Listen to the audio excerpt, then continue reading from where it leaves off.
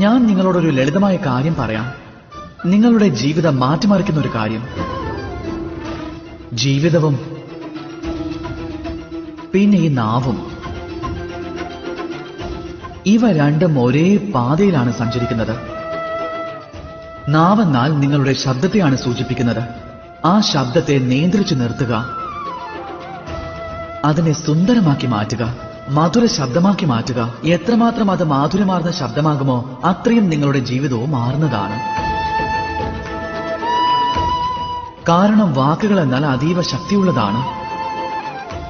മൂർച്ചയേറിയ ആയുധമാണത്. നിങ്ങളുടെ അടുത്ത് നിൽക്കുന്ന ഒരു വ്യക്തിയെ അതിന് നമ്മുടെ വ്യക്തിത്വവുമായി ബന്ധിക്കുവാനുള്ള കഴിവുണ്ട്.